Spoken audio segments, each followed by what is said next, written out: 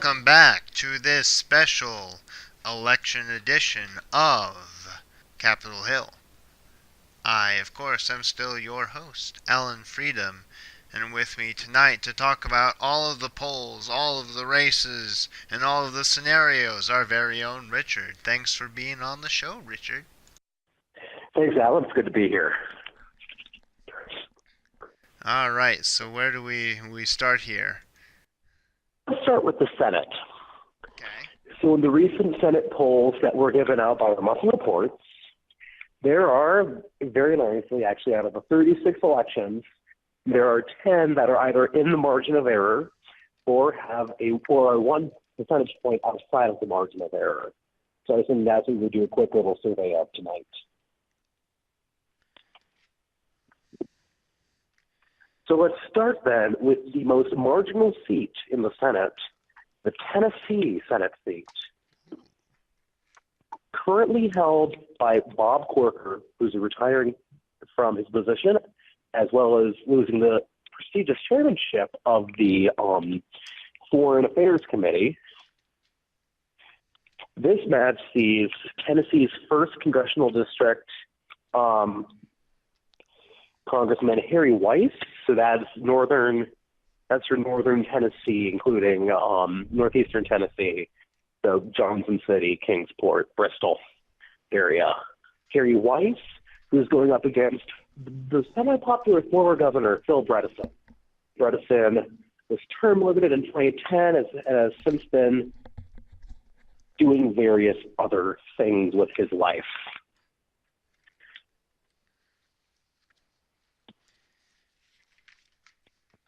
And he was also mayor of Nashville before serving as governor. Right. So how's that look in Tennessee? What sort of a race are we looking at? The current polls show that Weiss has 48.97% compared to Bredsen's 48.39%. So that's a margin of less than a full percentage point. This is the most marginal race right now, and the main issue is that nobody knows who Harry Weiss is. He has done, I believe, nothing or next to nothing in campaigning. He hasn't really spoken or done anything of interest in the House. He's just kind of been an empty seat. So there's not much that people know about him in relation to the former governor, who, I mean, if you've lived in Tennessee, basically the only people who don't know who Bill Bredesen is people that have moved to Tennessee in the last 8 years. And so that means that Bredesen's popularity and Weiss's empty-suitedness have pushed the race to a very, very, very slim lead to Weiss. And if the Democrats put enough resources and energy, and even then, I say enough, it doesn't even have to be that much, but include some outreach to your moderate conservatives, as well as hammering home in the base, and you've got a recipe for gain in one of the most ruby red debates in the country. Wow, so pretty close then. Yeah. And as of right now, I haven't heard much about whether the Republicans are going to be, whether Tennessee is going to be a big thing for them, or whether they're going to attempt to maybe outplay the Democrats in a few other states. In terms of like our next state, which is where they have the very high possibility of getting a gain in a state that has not had a Democratic senator since the 1980s, Maryland, where former CIA operative Sam Faddis is losing to noted whistleblower Chelsea Manning, who successfully primaried current Senator Ben Cardin. Manning's current lead is about at 1 percentage point. However, I understand that it is probably going to be a goal of the Republican Party to gain this seat, as major players like Dylan McMillan are right nearby to provide some really great support. And I don't think you can really talk about the Republican campaign this year without talking about Dylan McMillan, because he is at this moment the number one. He is the most popular Republican in the country, very charismatic. He's the front runner. I mean, basically the nomination for president is as soon as he wants it at this point. But to get the blessing of McMillan of Maryland might just feel satisfying. And then just like the optic, Faddis is this, career CIA officer, and his opponent is Chelsea Manning, who violated the Espionage Act. So, I mean, I don't think you really could have created a better matchup for the Republicans if you tried. Yeah, it's rather strange. Mm-hmm. So it's pretty likely, you'd say, then, that it's going to end up R. There's a very real chance that it could go Republican, and that's why it's a toss-up right now. It depends on what the Democratic strategy is, as well as, and it's very important to talk about this, the presence of Gabriel Gonzalez and his Social Progressive Alliance PAC. So for those who haven't been paying enough attention lately, Gabriel Gonzalez was the chair of the Democratic National Committee, who when members of his House leadership team announced they would do some negotiations with President Fitzgerald, he basically screamed like a toddler who was having his toys taken away. And he quit the Democratic Party, is now a progressive independent who flirted with the run for the Senate, but withdrew after seeing that he would get took his kicked. And so has given his blessing to progressive candidates, although how much of a blessing that actually is still up for debate. But he donated $25 million out of his own war chest to support progressive candidates, in which, if I remember correctly, only 2 out of the 5 candidates, only 3 of them won, and a lot of those are in seats where, the big one is Manning in Maryland, and then who made the seat a toss-up by her presence. There's Kevin De Leon in California, who also received support from the PAC of Calvin Ward, the House Minority Whip, who was one of those people who negotiated with Fitzgerald after Gonzalez's dismay, as well as Rush Holt in New Jersey. And so Holt and De Leon really are more safe than Manning, but it could be a sign of just how fractured the Democratic Party and the liberal movement in America is. Mm-hmm. And so even if the Democrats as a whole really don't want Senator Chelsea Manning, and to be frank, that will probably be a PR disaster for them, one can see how the SPA blocked that Gonzalez does want a Senator Manning. And it's worth here to point out for a second, even though it's not in my top 10 of races, the role of the Senate race in Massachusetts, which Elizabeth Warren leads her closest competitor, John Kingston, by 4.37 percentage points. Of course, the race is messed up by the entrance of the Gonzalez-backed incumbent governor of the state, Robert Lutarski. And so you actually have somewhat relevant people in the Democratic Party, including Mike Solon, the candidate for Ohio. We'll get to that race in a few minutes. Just endorsing him as well, and Gonzalez is throwing money at him, as presumably will SPA PAC. And so if you're Elizabeth Warren right now, you've got to be pissed, because Massachusetts is a state where, to be frank, the Republican Party could make a really big play and could actually defeat Elizabeth Warren. And that will be a blow to the progressive movement in this country. I think she is one of the first names people think of when thinking of a legitimate progressive candidate for president. That's not Bernie Sanders or Gabriel Gonzalez. So, Right. In fact, Elizabeth Warren kind of was given the finger by the party.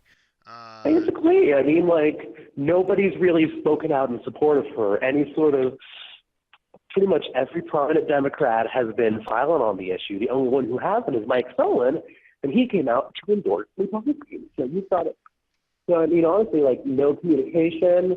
Like, there's an assumption that she's going to have to run her campaign herself. If the Republicans invest enough money in, and I'm not even sure how much enough is, maybe it wouldn't have to be that much at this point.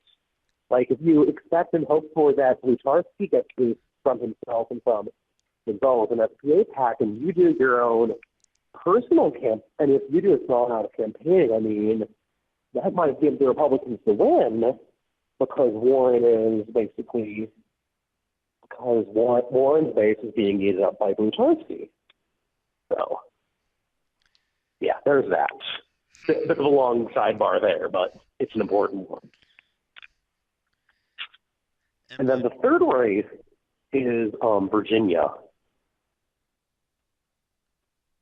where incumbent Senator Tim Kaine, who was Hillary Clinton's vice presidential pick in 2016, has a slim lead of less than 2 percentage points against U.S. Representative Barbara Comstock. And now what's important about Comstock is that she has, so for those of you who don't know who she is, Barbara Comstock represents the 10th district of Virginia. That is sort of the suburbs of Northern Virginia. So she has a natural built-in voter base there, whereas Kaine has the very, the very solidly Democratic Richmond area tied up. But so all those election years have been saying it for years that Nova has been making the Democratic Party go, making Virginia go blue. And so there's a real chance that her familiarity with the area it will be a big plus, as well as, of course, the presence of hometown hero Speaker Dylan McMillan.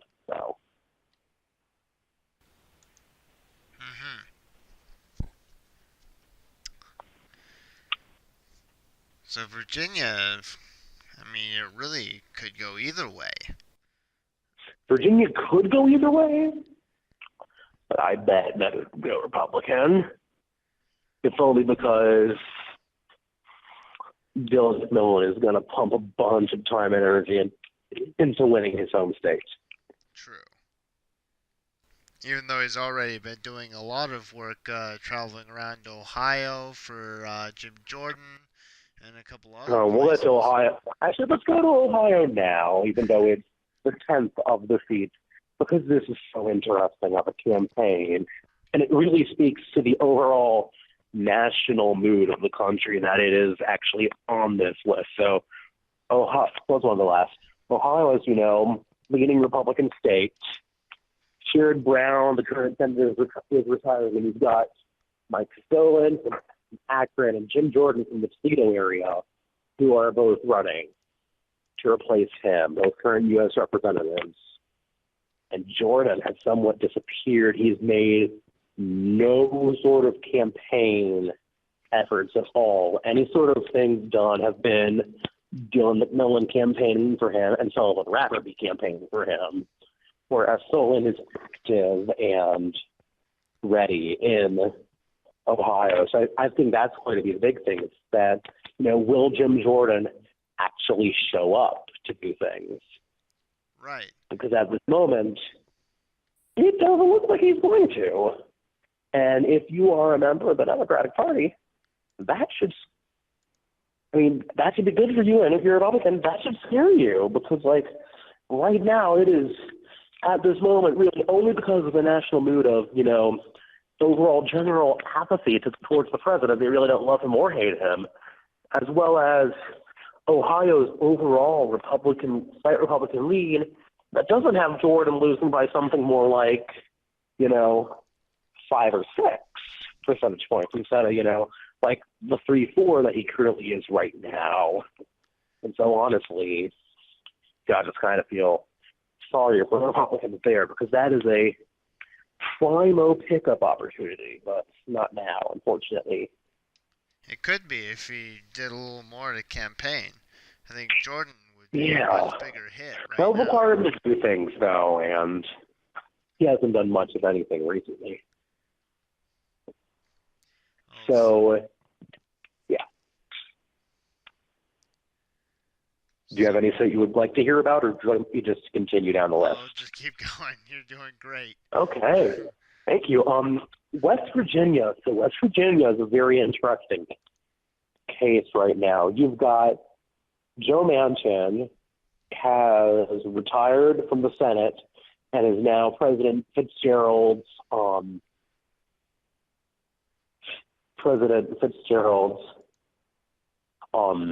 Secretary of State. And so, you've got basically right now Governor Jordan has appointed at this moment Governor Jordan has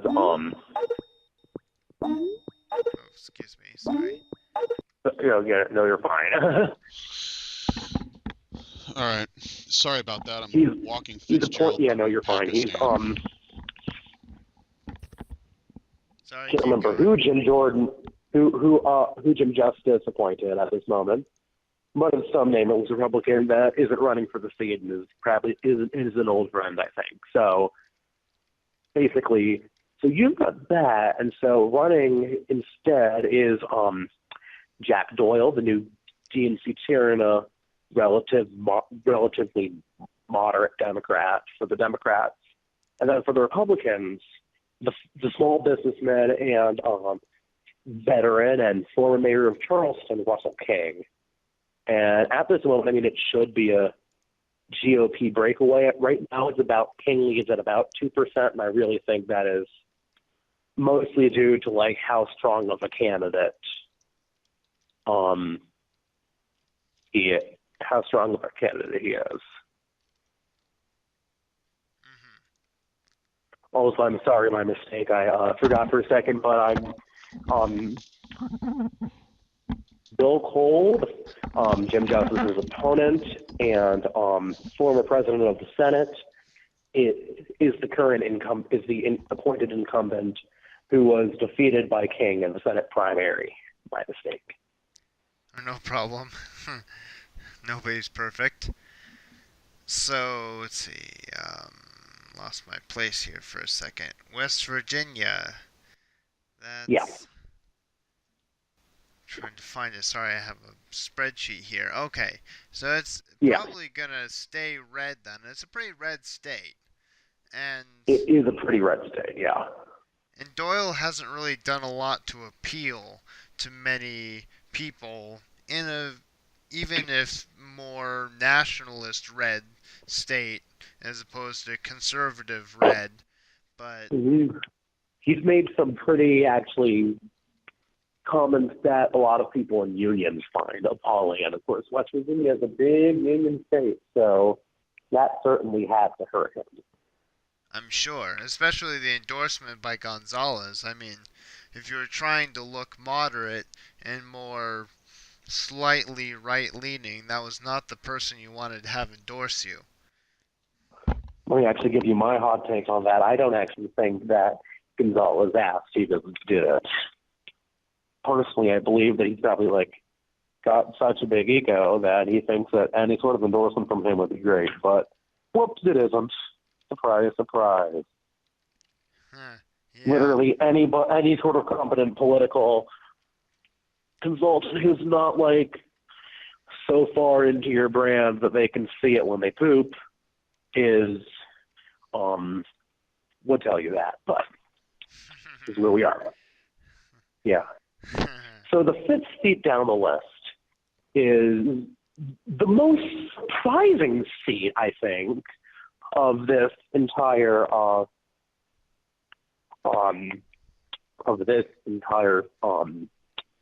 election. there's, of course, the seat that Al Franken, the seat that Al Franken resigned from after being implicated in the Me Too movement. And so you've got, instead, you've got this special election. So currently, the appointed incumbent by Governor Dayton is Tina Smith. Smith was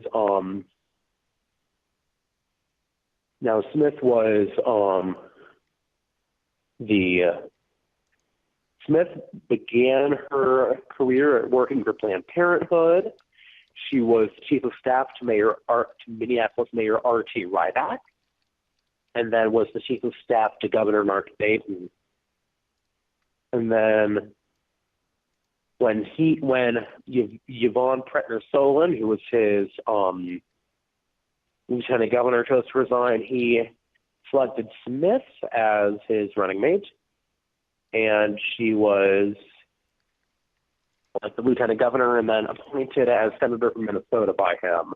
And she is the Democratic nominee, and the Republican nominee is the most well-known Republican in the state of Minnesota, that's not Norm Coleman or Tim Pawlenty, Kurt Doubt. I hope I'm pronouncing his name right. I'm probably wrong. But so Doubt has been the Speaker of the State House of Representatives since 2015. For the 2 terms before that, he was the House Minority Leader, and he's been in the House since 2011. He's 44, young and charismatic, for politics at least. And he has a good record of bipartisan work, including with his opponent, Senator Smith. And so, honestly, it's Doubt. I mean, Doubt is more well-known than Statman Smith, so that's, I think, one of the big things. And got quite a bit of support from the RNC chair. Yes, and Sullivan Ratton. He got support from interim RNC chair Conway, and so he is at this moment. I mean, he could honestly be the source of, potentially a new generation of modern Republicans, because there is a very serious chance of that. He's very well connected in the Republican Party. He will fit right in at the Monday Club and the Main Street Partnership. I mean, they're honestly the Democrats' big thing. What they need to do is tell people who Tina Smith is. Because right now people know and at least respect Doubt if they don't, like him overall. But they need to know who Tina Smith is and what she's done. So that's that. And then the next seat after that, again, another seat no one had thought really would be in play, but is Connecticut, where first-term Senator Chris Murphy is coming up against State Senator Tony Hwang. So Tony Hwang immigrated to the U.S. from Taiwan, was in the Connecticut House of Representatives for 6 years, and then since 2015 he's been a member of the Connecticut Senate. And so Hwang, actually, what's really interesting about him is that his current state Senate district includes Newtown, where the 2012 shooting happened.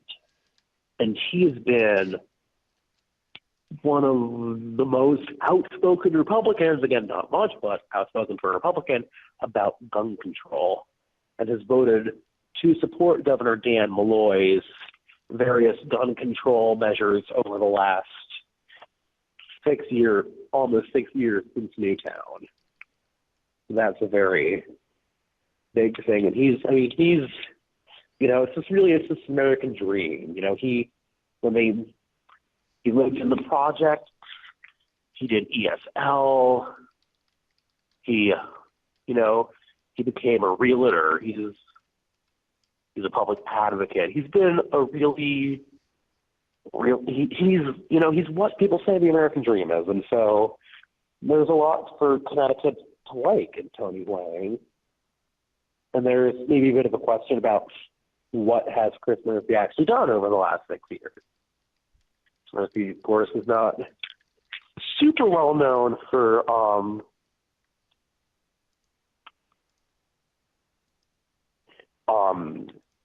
he's not super well known for being passing resolutions and bills and getting them signed into law at any moment. And I'll pull that up here on my iPad. But add to that the overall, the overall just mood in the country. And you've got, so Chris Murphy has never actually passed an actual bill of his own. He's passed 2 bills that were companion bills, so their counterpart in this House and Senate, depending on where he was at the time, was picked, but he's not entirely well known for being good at signing at passing bills. So that's that. And then the state of Wisconsin, it's honestly here, not because of anything bad that Tam Baldwin's done or whatever, but because it's Wisconsin and it has a slight Democratic tilt. That means that some years it can be relatively competitive for the Senate. And so that's really what you've got this year. You've got Leah Vukmir is the Republican nominee. Vukmir has been in both the state assembly and the Wisconsin Senate. She actually succeeded Scott Walker in the state assembly in 2002 after he became Milwaukee County executive. So she's from Milwaukee. She's got some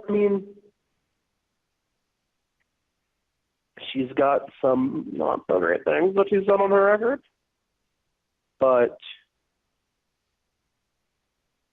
here we are. So this isn't as much like Vukmir is a great candidate or Tammy Baldwin's an absolutely terrible candidate. It's more that they're both pretty good candidates and the national lean's pretty neutral, and this is Wisconsin, so that's all you've got really. But again, that's another seat for Republicans. All of these seats are definitely in play with smart strategy. And of course, there's always, as I keep mentioning, the Gonzalez effect. So wherever he pops up, look for conservatives and moderates to be really pissed. And then look for certain sectors of Democrats to be happy, I guess. I don't know. Then you've got the 8th state is North Dakota. And North Dakota is currently being projected as a gain for current U.S. at-large Representative Kevin Cramer against incumbent Senator Heidi Heitkamp. And that, again, I think personally, it's closer than it should be because Heitkamp is a semi-popular incumbent.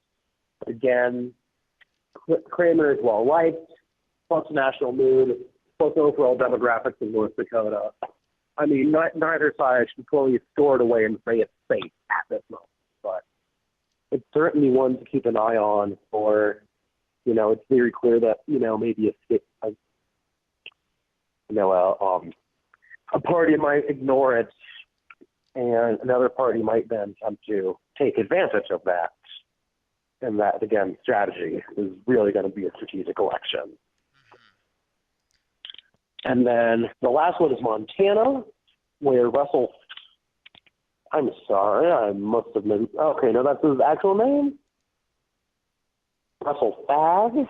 Russell Fagg is a businessman who has let's see.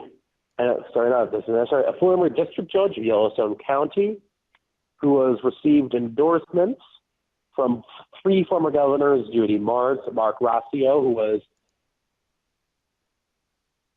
Racio was also chair of the Republican National Committee under George W. Bush, and Stan Stevens, as well as former U.S. Representatives Rick Hill and Denny Reberg. And so you've got all that, plus national news, plus demographics, and I hate repeating the same stick over and over and over again, but here we are. This is sort of where we are. I mean, so right now we're projecting the Republicans to really, we're projecting the Republicans to take a majority in the Senate with, how much? It's seven games. So it would move them from, not counting Cole in West Virginia, that's counting, it is the gain from Manchin to King. So that would be a majority of 59 in the U.S. Senate for the Republican Party. And this, of course, I mean, can change very quickly. I mean, if I'm the Democrats, I mean, personally, like, looking at it, I really don't think there's a way that the Democrats can take the Senate this year. Their main goal needs to be to stop their gains. And the big problem is that currently Michigan, Florida, and Indiana all seem relatively out of their grasp at this moment. So if you're a Democrat, your main goal is you need to get West Virginia, Minnesota, North Dakota, and Montana all back in your column. And you've got to also protect Maryland, West Virginia, Connecticut, Wisconsin, and Ohio, as well as potentially getting gains in states like Tennessee or Nevada, which would then keep the Senate at 52-48 for the next. That would be to keep the Senate then at 52-48 for the next Congress, which would make 2020 very easy if the Democrats have the right candidate with coattails in the general election for president. There are states like North Carolina and Georgia, all of which could be, under the right person, viable to a gain. Georgia, North Carolina, West Virginia, maybe Maine, Iowa, Montana, potentially Louisiana if you had a good enough blue dog in there. And potentially Minnesota if Dowd wins over Smith, as well as Mississippi if McDaniel wins as well. So we'll see how that works. But right now, I mean, 2018 could go a lot of ways. But then at least after that, the Democrats seem to be doing better than they would think. It's just they really have to weather the storm and keep GOP gains to a minimum for them to take back the Senate post-2020. Right. So now it looks like they lose the Senate. But what about the House? We honestly, we don't know. It's very hard to get an overall generic ballot for the House that accurately represents the various constituencies that will be voting. Our current generic House ballot has the Republicans pass the margin of error at around 47.8%. So that could, and I mean, it's my understanding that that would give the Republicans a win. However, that's looking at it in a national context, whereas, as we all know, it'll be a little different in a state-by-state context, which is, of course, what's generally more accurate in predicting these things. But we honestly, I mean, at this point, don't know. I mean, there is definitely a path to victory here. I think one of the big things relies on the Republicans attempting to get really cocky and attempting to, I mean, right now they're at 59. If they play their cards well enough, they could get a super majority in the Senate with 60, but they would have to recognize that their current, if they prioritize the Senate too much, it would be very easy for the Democrats to come in and sweep the House out under their feet, especially since Pennsylvania had a court-ordered redistricting over this last session. So there will be new districts there with a bit of change to them. So. And in spite of the Gonzales storm, it looks like the Democrats will probably hold on to New Mexico, barring any catastrophe. I wouldn't say barring any catastrophe. So, I mean, New Mexico for the Senate is really weird. For the House, let me tell you this right now, I don't think Gonzales is winning. He's being pressured too much by the Democrat. I think that somebody's going to win there, but it's not going to be him. So basically in New Mexico, you've got the three main candidates are Josh Nunez, who the governor, who's term limited, incumbent Senator Martin Heinrich, and the Commissioner of Public Lands, if I remember that correctly, Aubrey Dunn.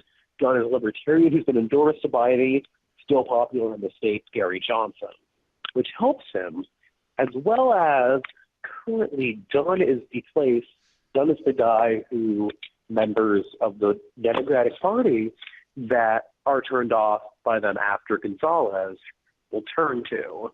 And so he's actually gotten a somewhat sizable boost in the progressive sort of side of things because of this, because they don't trust the Democratic Party anymore. It's, you're Gonzales loyalites. I mean, I don't think there'll be enough to win an election anyway, but I do think there'll be enough to, again, as I said, in Massachusetts, sweep the seat out of below Heinrich. Right. Become a spoiler vote. Exactly. So that's something that if you're a Democrat, you do not want to see. Well, I actually meant they would probably hang on to the House seat, barring any catastrophe, in spite of Gonzales, but Gonzales probably won't win that. Mm-hmm. I mean, yeah, and honestly, I don't really think that,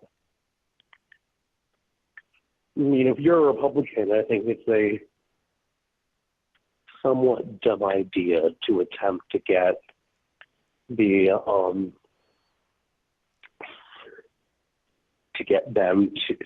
to put resources into getting the House seats in New Mexico, only because there are probably better areas to do that in, attempting to reclaim seats in Pennsylvania that are less Republican after the gerrymander or what have you. Mm-hmm. So is that everything? Is that all the seats? Yeah, that's all the main Senate seats that are out. And just as an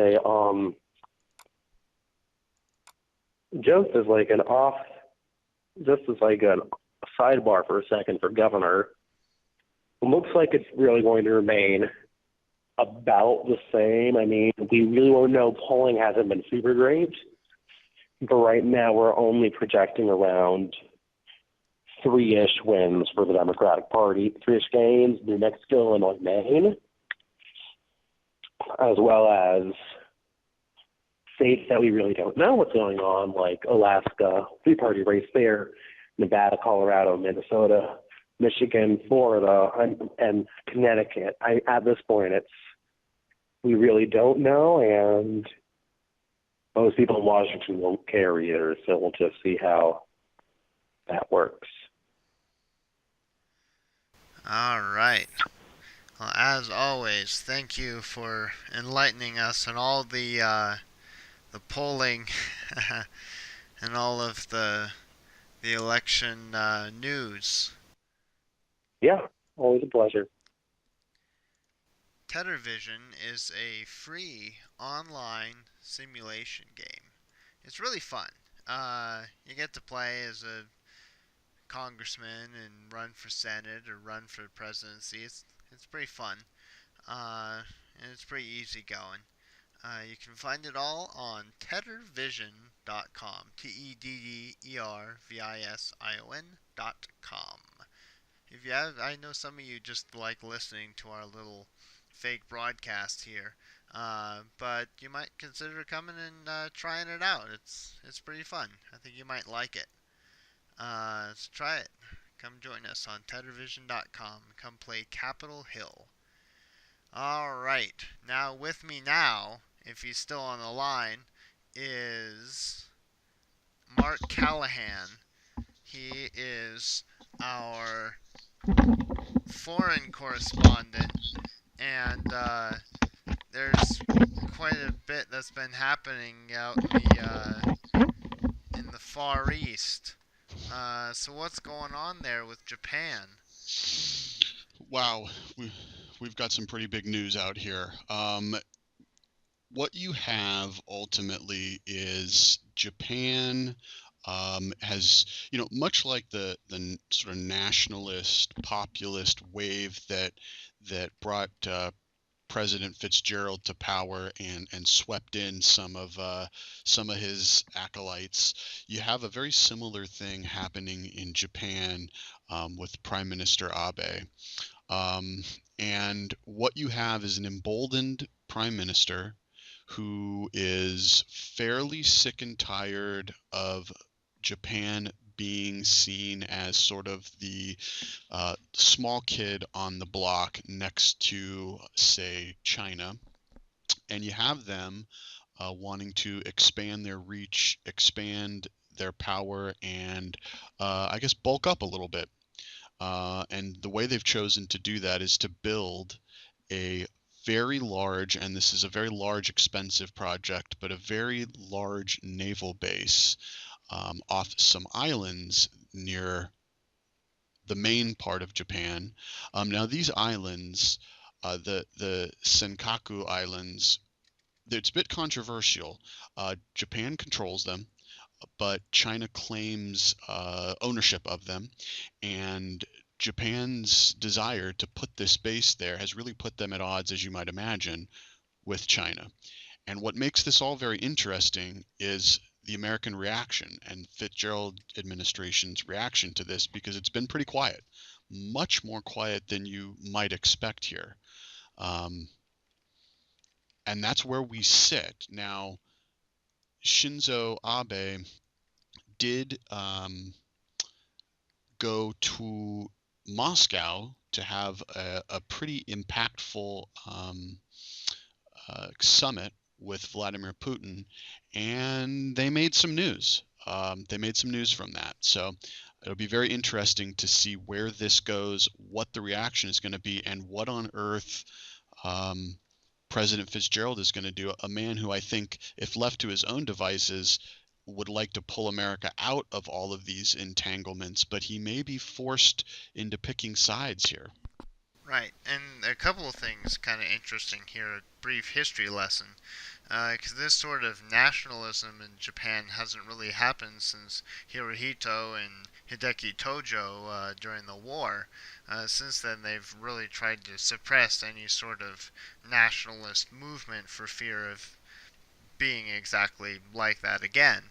Uh, and also, it's a big step forward because for the longest time, Japan, well, ever since the Sino-Russian War during the very early 1900s, Japan and Russia and slightly the USSR, when they still were the USSR, were at odds, especially over the islands to the north of Japan that were claimed by Japan but were invaded by the USSR right before Japanese surrender. So this is kind of interesting that now um, Japan and Russia are actually teaming up against China. Well, I mean, what you yeah, I mean that's a really good point. What you have here is you've got Japan having to make some really tough choices. Um, when they came back from that historic agreement with Putin, what they basically said is, "Hey, listen, we're going to come up with a plan, a mutually workable plan on some of these islands that Russia and Japan have had disagreements over, and in return for that, we're going to make all sorts of economic and cultural ties, and it's pretty clear why they're doing this here. It's pretty clear that this move and the speed of this move, it's there because Japan um, is seeing looming this potential conflict with China, and they're just trying to make friends wherever they can. And it's pretty clear that they've basically said, hey, the islands that we um, are in conflict with Russia about just simply aren't as big of a deal as these islands that we're going to try to militarize in an attempt to blunt China's influence in that area. And that is a very bold move. It's a very pragmatic move. It's a very nationalist move. And it puts President Fitzgerald in a very, very tough spot. Very tough spot because he was elected on somewhat of a almost isolationist sort of feeling of not wanting to get involved in as many foreign conflicts as Obama or Bush with Iraq and Afghanistan and then Syria and Libya, and wanting to kind of step away and saying we should focus on our problems. So Hmm. it'd be interesting to see if he can please that sort of isolationist base without uh, endangering the U.S. or even some of the more hawkish members of his kind of voting bloc.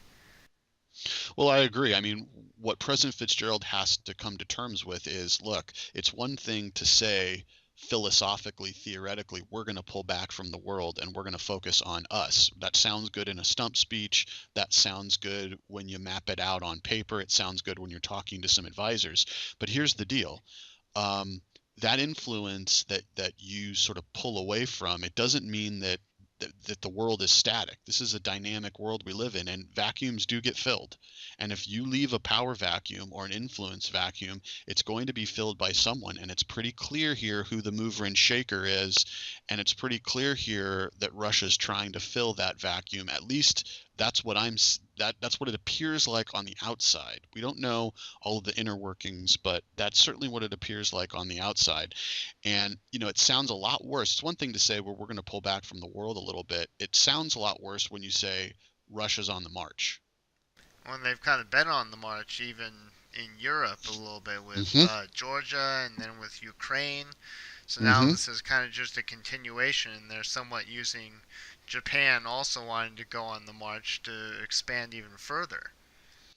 Right. I mean, it's a marriage of convenience here for both Japan and Russia. You've got each of them strong where the other is weak. You've got Russia with the sort of oil and natural resources Japan desperately needs, and you have Japan with the technology and kind of industrial technological know-how that Russia really requires. Normally this you would never dream of this I won't call it an alliance because we just don't know where it's going to go yet, but you'd never dream of this sort of friendship developing. But again, in the wake of America pulling back, these are the kind of friendships that have to get made.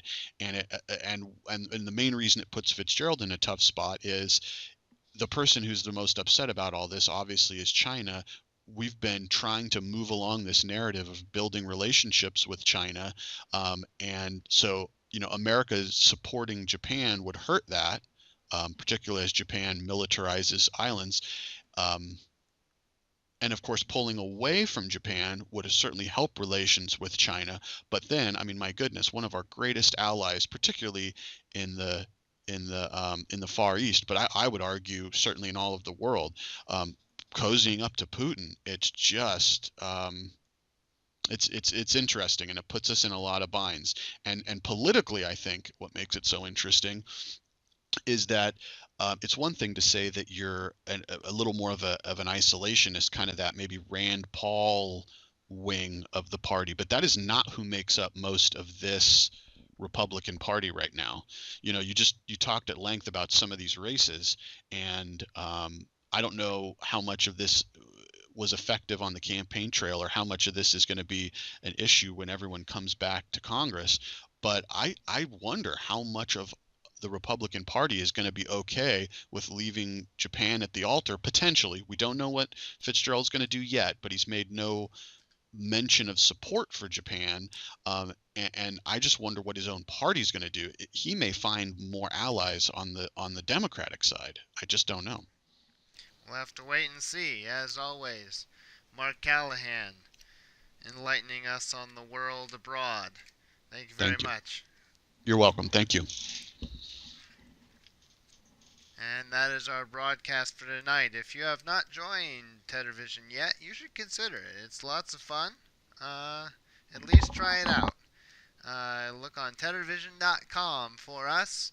And that is the week for us. I, of course, am still Alan Freedom, and good night. Thank you.